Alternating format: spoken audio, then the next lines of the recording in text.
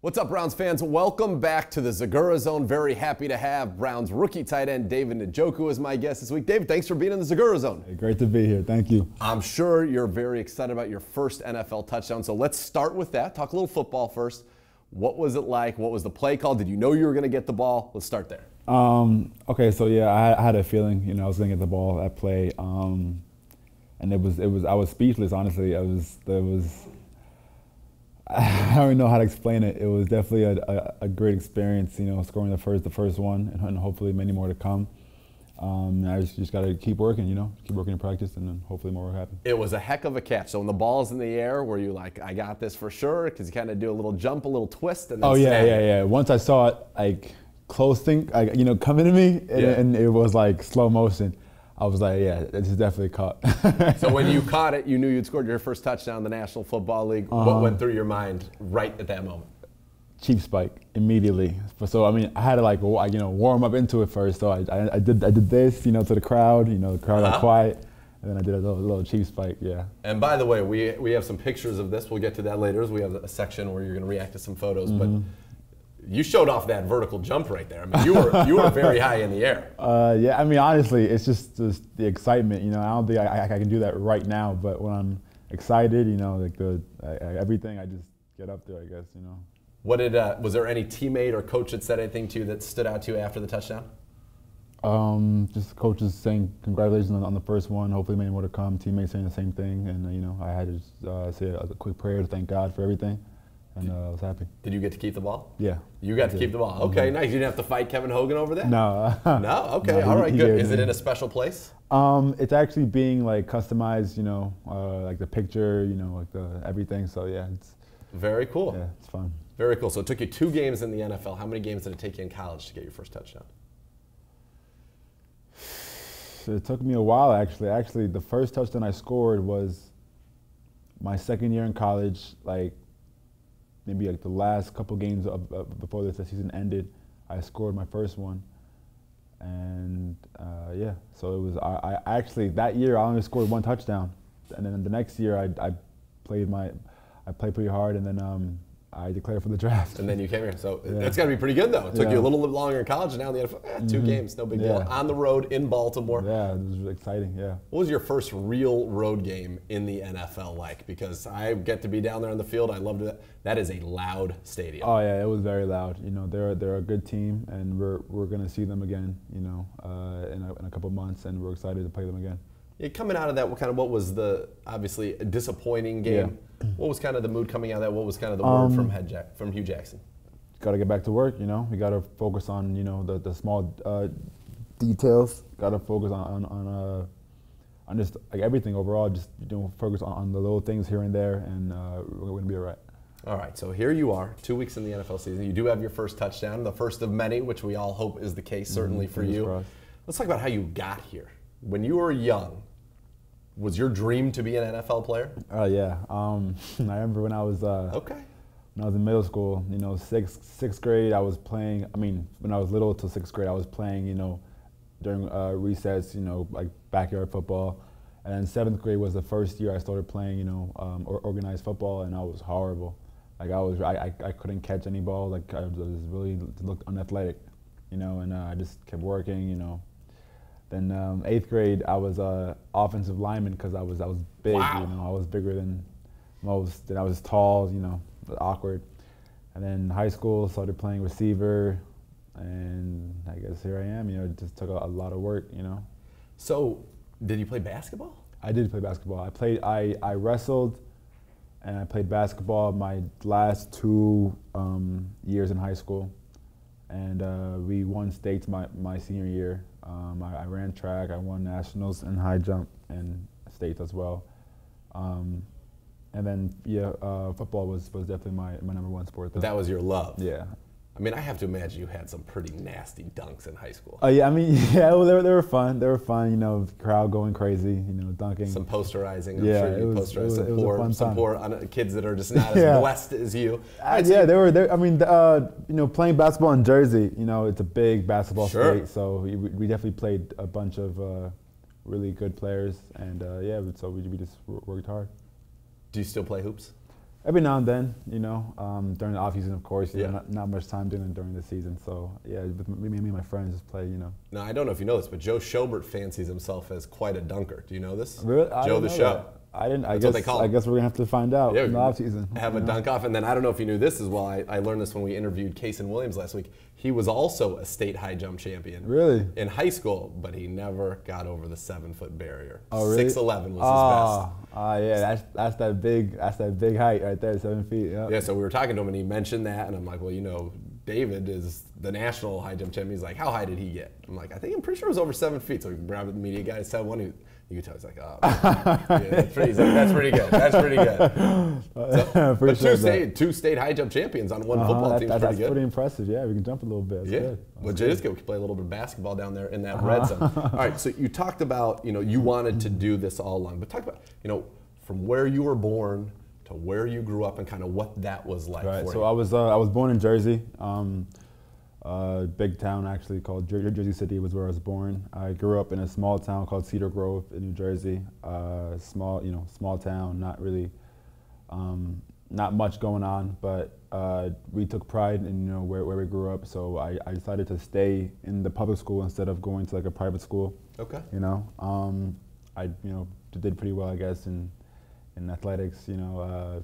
I'd say so. You just kept saying, and then we won the state championship, and we won the state championship, and this, and that, and this, and that. Yeah, so then I got to Miami. I chose Miami over Ohio State and Penn State. And I was going to ask you about that because I'd heard that Ohio State was in the running. If you knew that you were going to be a Brown, would you have gone to Ohio State? Would you have done it differently? That's a great question. You know, it's all about the U here for me. That's you know, right. I love respect Miami. it, absolutely. But that if I knew I was going to be a Brown, that would have been interesting. So yeah, I got to Miami. I redshirted my first year. You know, I needed to learn more. Yeah. And my next year I played a pretty good amount. Yeah, I'd say a pretty good amount. I scored one touchdown for maybe 360 yards for the year. It was a decent first year playing. And I told myself after that season that I was just gonna work as hard as I could and just see how far I go. And I did just that. I just every day in practice I just give it my all. And 1 year later, I'm in the NFL.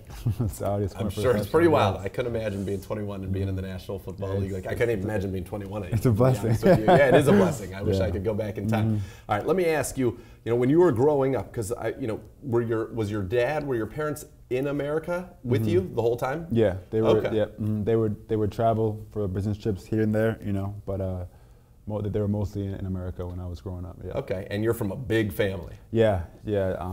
Including me, there's 9 of us. So there's 4 boys, 5 girls. There's chaos in the household. All right, can you go through? I was reading the media guide. Can you go through the names of your brothers for me?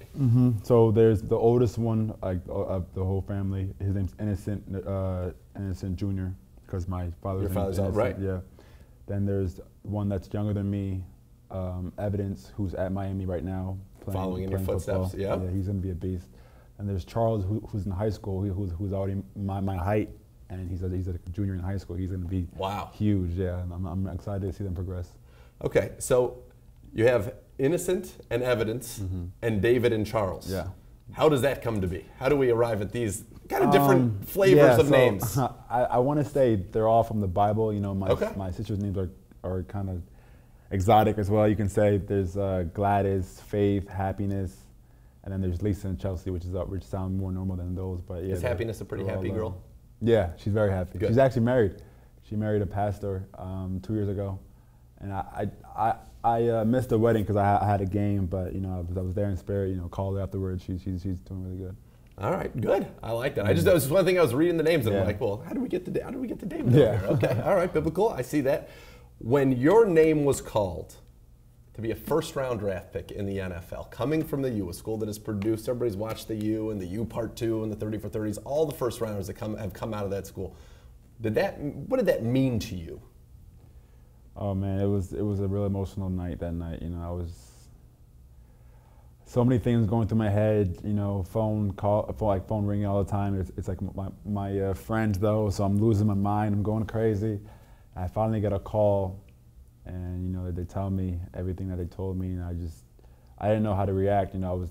I I didn't cry, but I was like, I mean, I cried later, but at that moment I was just like, I didn't know what to do besides to walk to the camera and talk to them, you know. But it was a blessed night. That night it was fun.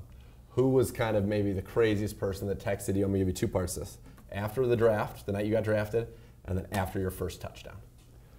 So after the draft, I have a bunch of like mentors and just people that just that helped me with life. You know, there was my head coach from high school, Ed Sadlock, was there. My coach from middle school, Pepe Garcia, was there. That's awesome. The owner of their house, who I'm really close with, Joe Myerson. You know, I can go like there's a long list. You know, sure. Mr. Bellantoni is like I can say so many people, but they were all so it just looked like it looked like they got drafted as well. You know, they were just so happy and emotional. I just wanted to make them proud and just keep working hard, follow this path. You know, that it's been a long run. You know, it's been a bunch of complications, but we're good. Well, you obviously made a big impact on them as well as they made a big impact on you. And you obviously got to be a pretty likable guy to have people care that much and be that invested in yourself. So that's good. That's good. All right.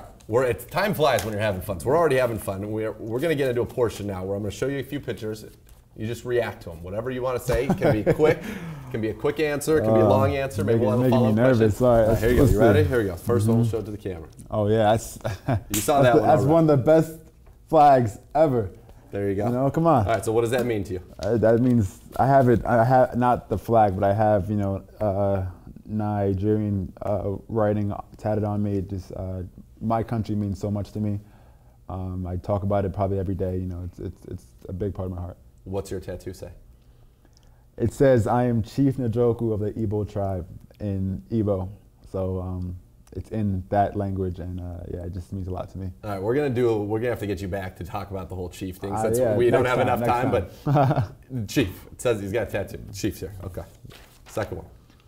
Jersey, come on, Right. Jersey strong. You know, where I grew up, obviously means a lot to me as well. You know, I try to just give back to my town. I actually did this deal with Adidas, so they're giving $10,000 worth of gear back to the football team. So yeah, it's that obviously means a lot to me as well.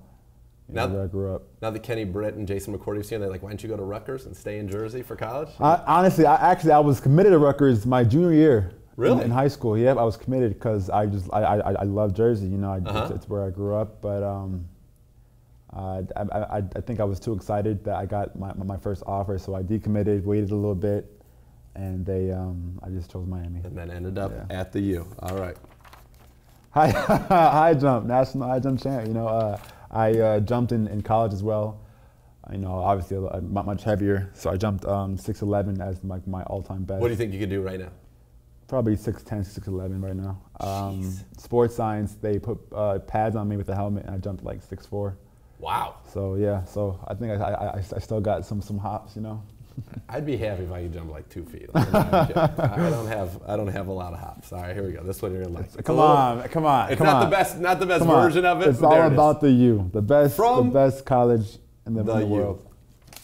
All right. Speaking of the U. My dog Greg, yeah. Greg Olson. He's a great person. Great guy.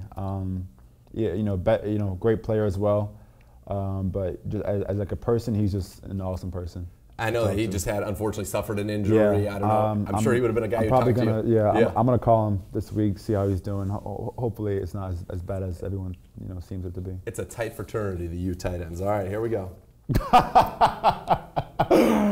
Dwayne "The Rock" Johnson, a legend from the U. Also went to the U. Yeah, I gotta talk to him about that outfit though. He was so proud of it. I mean, look at that. Look, that's real. This is late '90s. I need to talk to him about that. We gotta have a little. He knows. I think he knows it. About that. Have you ever worn a fanny pack? No, that's not. I don't think that's in anymore. All right. He's real cool though. We'll go through these real quick here. Tacos. Yeah. You love tacos? Like tacos? I like tacos. They're good. They're good. Not too much might make your stomach feel a little uneasy. So you gotta be careful with that. All right. Oh, this is my favorite. This is my favorite thing in the world to eat right here, the prime rib. Oh, yeah. The king of all the meats. Yes. Maybe, I would call it, maybe it's the chief of all the meats. Maybe that's what I would say. The chief of all the meats. Yeah, I'm a big fan of steak. You know, I definitely love it, yeah. All right, good. Okay, here it is. So here, this is our two-parter here on your touchdown. It's a two-parter. We got the top, and then we got the spike. Look at, I mean, you're up in the crowd. You're in like row 2. You're that high up there. But take a look at what's going on here with your right hand. Is that your right? Your left hand. My left hand. So in practice, I did the cheat slam by spiking it, you know, with 2 hands. And this again, I wanted to, you know, mix it up a little bit. Okay. And the next touchdown, I'm gonna mix it a little bit more, you know. Okay, so it wasn't inspired by anything, because this is the first thing I thought of. Honestly, I was thinking of basketball after I did it, but you know, that was just a coincidence, you know.